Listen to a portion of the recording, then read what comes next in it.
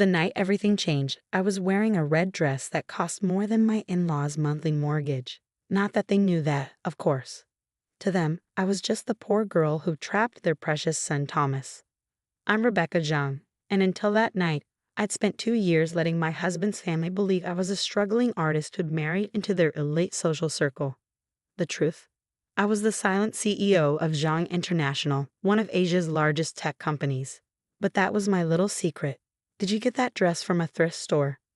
My sister-in-law, Amanda, sneered as I entered the Bradley Foundation's annual charity gala. She was wearing a designer gown that I recognized as last season's collection. I declined to buy the same one, finding it a bit tacky. Something like that. I smiled, adjusting my fake diamond necklace that had actually been my grandmother's, worth more than Amanda's entire wardrobe. My mother-in-law, Eleanor Bradley, swooped in like a vulture in versus. "Rebecca, dear," she said, her voice dripping with fake concern, "you really should have let us buy you a proper dress for tonight. We can't have people thinking the Bradley family doesn't take care of its own." "That's very kind, but I'm comfortable as I am."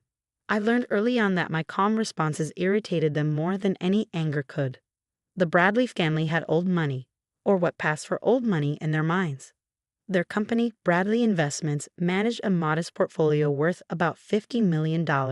They lived well, but nothing compared to the billions my family's company was worth.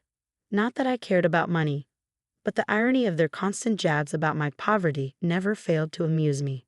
I saw my husband Thomas across the room, chatting with potential investors. He caught my eye and winked. Thomas knew everything about my background. He was the only one. We'd met at a business conference where I was speaking under a different name, and he figured out who I really was. Instead of being intimidated, he found it fascinating. We fell in love over late-night conversations about business strategy and our shared love of terrible sci-fi movies. "I don't understand why you let them treat you like this," he'd said early in our marriage. "I want to know who people really are," I'd explained. "Money changes how people treat you. I learned that the hard way in my first marriage." Ah yes, my first marriage, another thing my in-laws loved to hold over my head. A divorcee, Eleanor would whisper at parties like it was a contagious disease. The gala was in full swing when things started to unravel. I was talking to an elderly couple about their charity work when Amanda deliberately bumped into me, spilling red wine down my dress. "Oh my God, I'm so clumsy," she giggled. "But don't worry, it's not like you paid much for that dress anyway." I dabbed at the stain calmly, but inside I was smiling. The dress was specially treated. The wine would roll right off. Another little secret. That's when Eleanor decided to make her grand announcement. She clinked her glass, gathering everyone's attention. "I'd like to thank everyone for coming tonight," she began. "The Bradley Foundation is proud to announce we're expanding our charitable work, specifically helping underprivileged women better themselves." She looked directly at me. "In fact, we have an example right here. My daughter-in-law, Rebecca, came from humble beginnings, but we've generously taken her in, trying to teach her proper society ways." The room grew quiet. I could see Thomas starting to move toward us, his face dark with anger. "Though I must admit," Eleanor continued, her voice sharp, "some people can't be taught class. They'll always be gold diggers, trying to climb the social ladder by trapping wealthy men." Amanda jumped in, clearly rehearsed. "Mother's right. We've tried to help you, Rebecca, but you'll never belong here. You're just embarrassing everyone.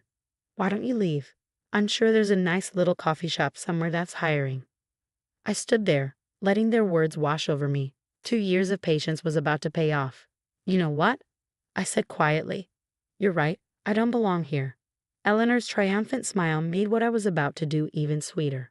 "I don't belong here," I continued, "because unlike you, I don't need to announce my charitable donations to feel important. Unlike you, I don't need to belittle others to feel powerful. And unlike you, I don't need to worry about Bradley Investments' failing portfolio." Eleanor's face went pale. "What are you talking about?" I pulled out my phone, checking my messages. "Oh, that reminds me.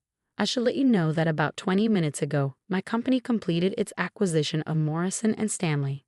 "The investment firm?" Amanda looked confused. "What does that have to do with anything?"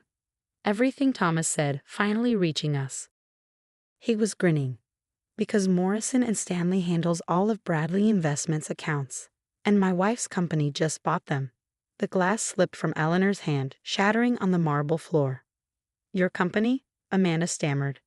I smiled, reaching up to unpin my hair. Zhang International.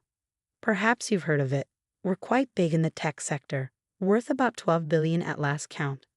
Eleanor grabbed the nearest chair for support. "That's impossible. You're just a gold digger." I finished for her. "A poor artist?" Amazing what people assume when they're too busy looking down their noses to see what's right in front of them. But this was just the beginning. What happened next would change the Bradley family forever. The silence that followed my revelation was deafening. You could practically hear the wheels turning in Eleanor's head as she calculated just how badly she'd miscalculated. "Even if what you're saying is true," she finally managed, her voice shaking, "Bradley Investments is still independent. You can't touch us." I pulled up another message on my phone. "About that. Thomas, darling, what time is it?" My husband checked his watch with theatrical flair. 9:45 p.m. Perfect. That means the papers have just been filed. "You see, Eleanor, Bradley Investments has been in trouble for a while. Your expansion into real estate last year was ill-advised.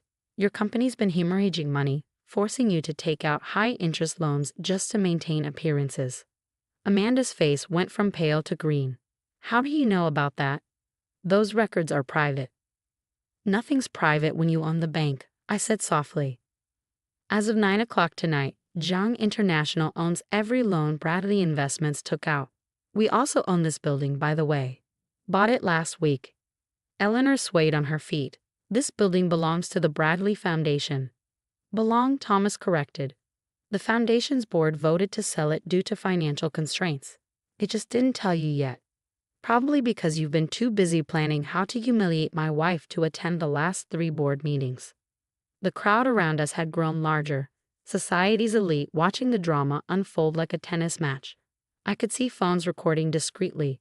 This would be all over social media by morning. "You can't do this," Eleanor whispered. "We're family." "Family?" I let out a small laugh. "Let's talk about family, Eleanor.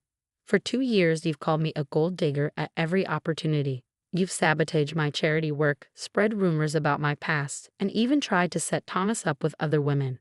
Tonight you deliberately tried to humiliate me in front of everyone who matters in this city's philanthropic circle.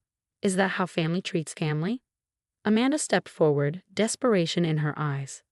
"We can work something out. Daddy will talk to you. He always knows how to fix things." "Your father already knows," Thomas interjected.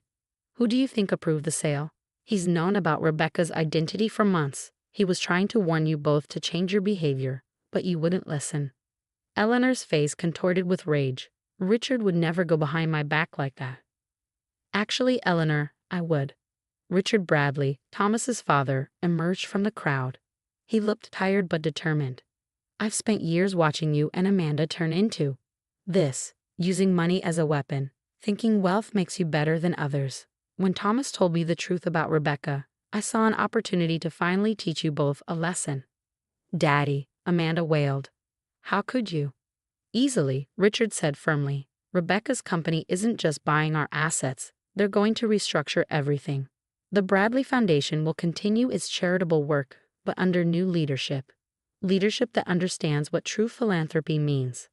I stepped forward, my voice gentle but firm. "Starting tomorrow, the foundation will focus on educational opportunities for underprivileged women. Real help, not photo ops. Eleanor, you and Amanda have a choice to make." "A choice?" Eleanor spat. "Yes. You can stay on as regular employees, learning how to actually help people. Or you can leave with your personal assets, which, I should mention, are significantly less than you think they are." Thomas and his father have already agreed to this arrangement. The whispers in the crowd grew louder. Eleanor Bradley, society queen, being offered a regular job by her poor daughter-in-law?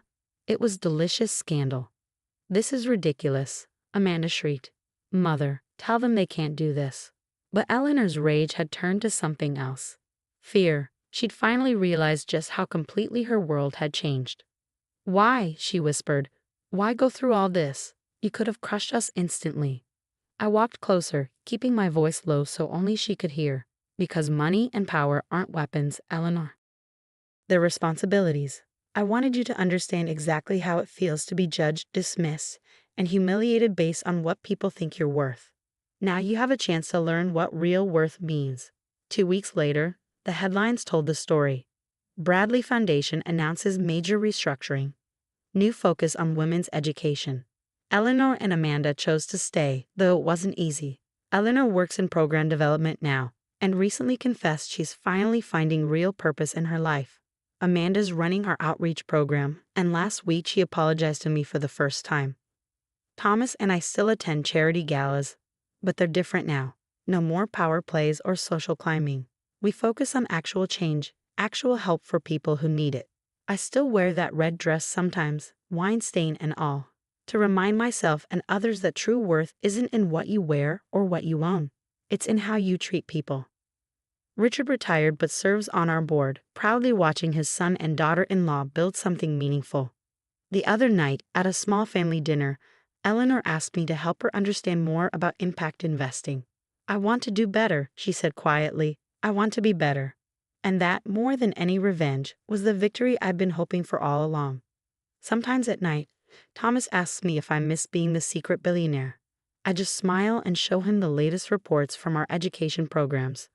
Hundreds of women getting chances they never thought they'd have. Why miss it? I tell him, this is a much better story.